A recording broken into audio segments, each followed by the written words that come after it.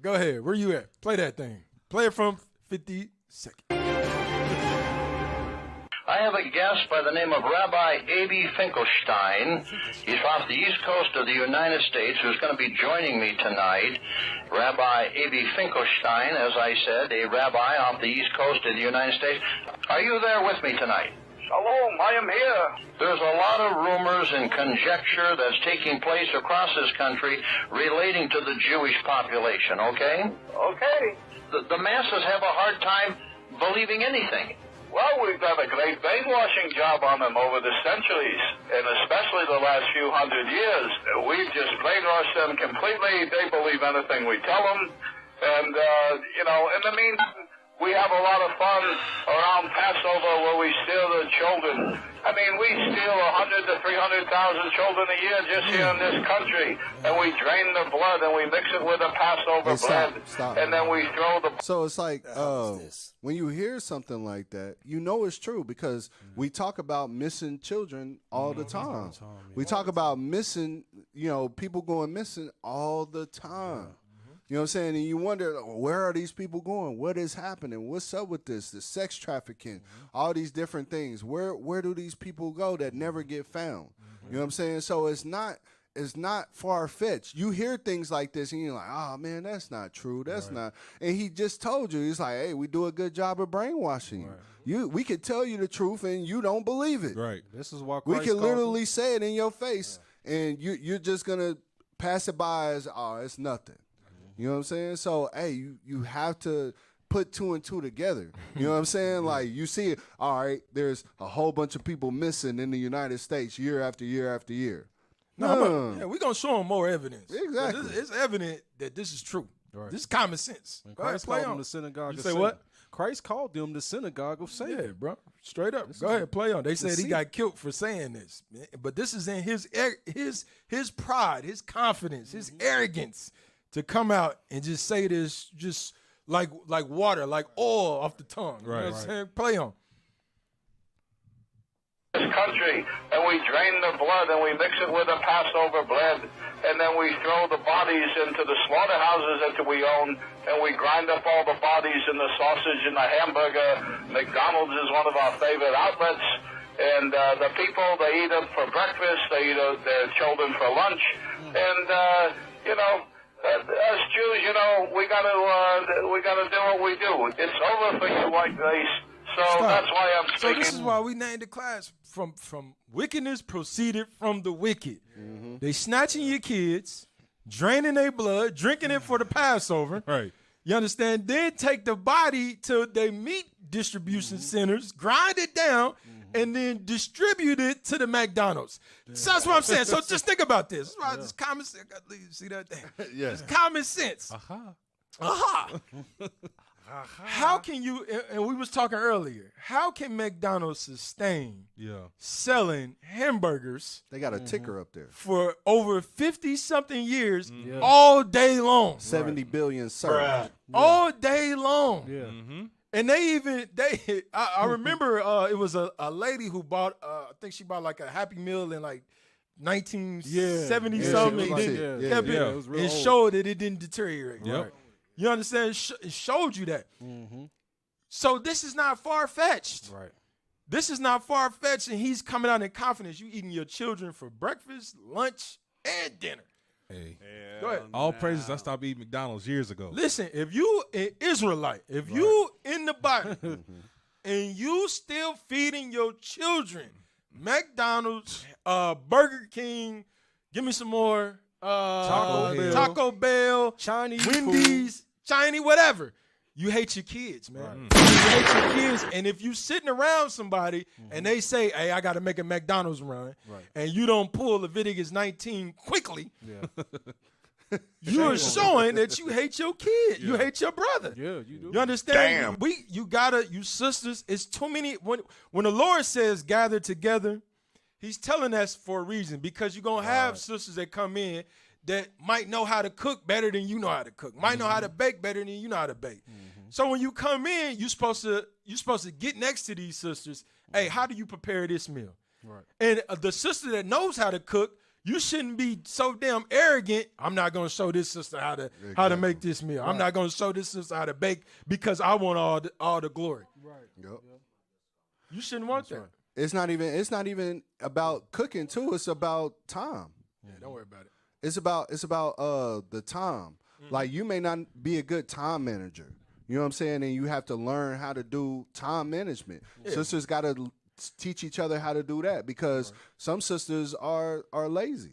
Yeah, or I don't want to call them lazy, but some sisters. That's it. You hit it on the head. The Spirit told you lazy. That's the word that the Spirit decided. Because it's like, I'm tired. I don't want to cook. You know what I'm saying? Okay, well, get with some sisters and create a plan. Maybe you don't cook every day. Right. Maybe you get with a sister and be like, hey, you cook today, I cook tomorrow, and we share with our families. You know what I'm saying? Like, because so that takes some burden off of you. But that comes along with coming together. We don't come together like we should. You sitting in your house to the Sabbath, they sitting in their house to the Sabbath. That's a problem. We cut too. Because I'm telling you, bro, because you see this in hamburger. If they putting this in hamburger meat, why we ain't going to a slaughterhouse and putting money and buying a whole cow? Yeah. Right. And why we we talk not about buying a whole we talk about it all we the time. talk about it all the time, but we don't do it. For some reason, we always send our wives to Walmart. Yep. Damn. Where you never see the elites in Walmart, like Captain Arya. You never see them walking around talking about where the damn hamburger meat or where the damn lamb. You don't ever see them there. Yeah. You understand? But see them in Whole Foods. We have to start utilizing the wisdom that the Spirit of the Lord is giving us, bro. You understand? And moving right because they are showing what they do. They putting it in our face. Right. What they doing, bro? Go to the next time slot right quick because I want to get to that next article. Go ahead. Say if you think about it too, our sisters talking about they want to be like our foremothers. Our foremothers had to cook. There wasn't no fast food back then. Right. Hey, Proverbs 31 it says they got up early And gave meat to their house. It's just a matter of us working together, man. We still have a crab in a bucket mentality. Right. We still have a crab in a bucket mentality where we want to outdo each other, even in Israel. And that's not the mentality that you're supposed to conduct yourself with, man.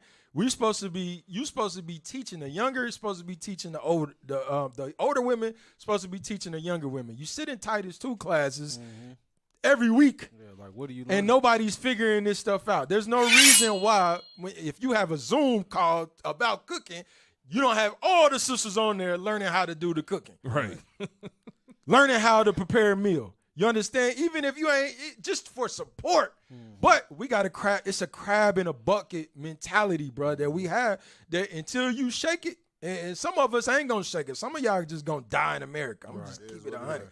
You gonna die here in America because we selfish as hell as a people. That's right. Play that right here. This is the next thing. All us in Israel, this is a reality check.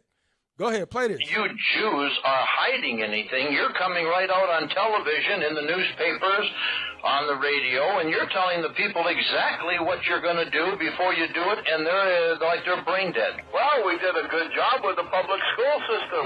We got you to put all of your children in there. You notice that the Jew doesn't put his children in there. They go to the Hebrew Academy where we teach them the real things, and then they go to the synagogue and they learn the real important things.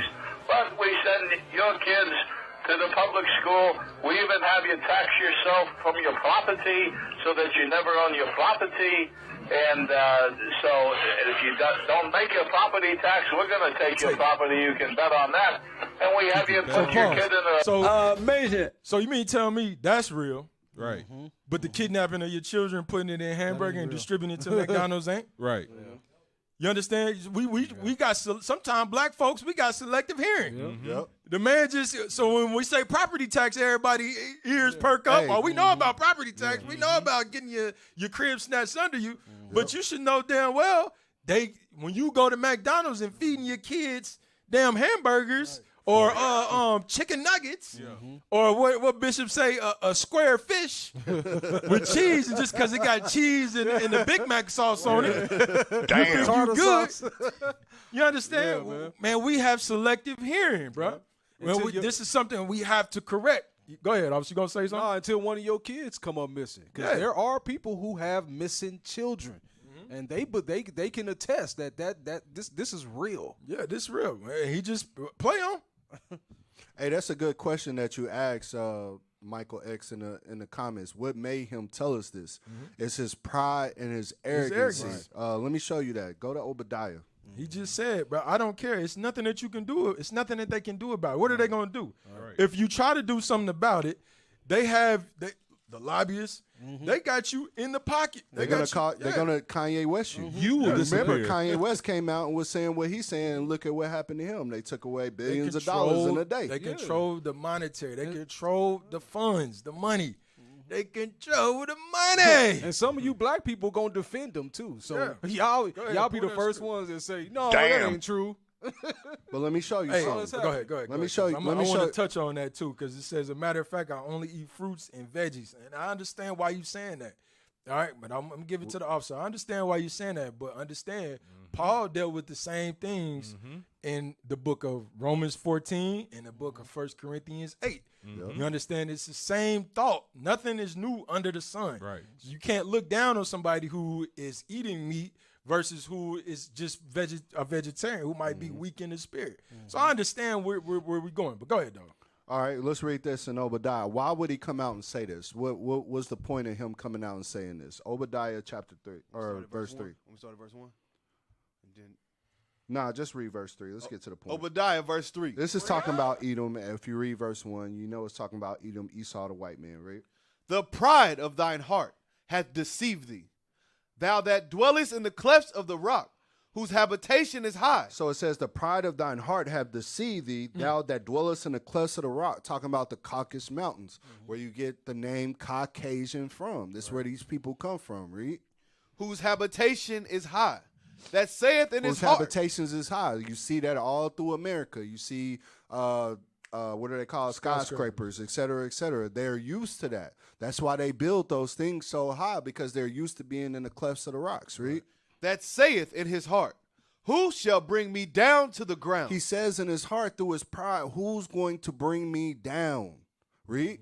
Though thou exalt thyself as the eagle, and though thou set thy nest among the stars, thence will I bring thee down, saith the Lord. So the Most High said he's going to bring them down. But think about it. That he has that pride. He has enough pride in his heart to say, who's going to bring me down? Like we was bringing out earlier. Everything is written by prophecy in the scriptures. God told you everything he was going to do play by play. The white man thinks he's God. He thinks he tries to act like God. So when he sees in this book that God wrote down everything that he was going to do, he told us everything that was going to happen, he want to do the same thing.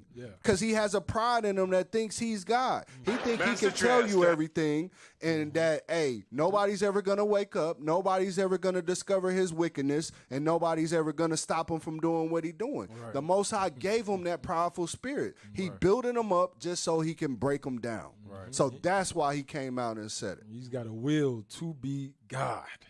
Like that little boy said, my God told me to hate you. He wasn't lying. Play-o. Damn. 12-year babysitting is about all it does, because you don't learn anything. And then by that time, the kids, they get to be teenagers, and then we give them the music. Not that we really want to call it. Stop. Come on. Come on. You don't see this? So you this don't is see all the true. plot? This You don't is see all the true, game? but the meat ain't true. Yes. He said, bro, you put your kids in school for 12. It's basically a 12-year babysitting program. Brainwashing program. And once they get to a certain age, they give them music, TikTok, drugs. This is the play. This is the play that's been in fruition for many years, man. Yeah. They sat on their bed and they visualized it, and then when they got up, they put it into action. Right. Yeah. And the only way you're going to defeat it is wisdom.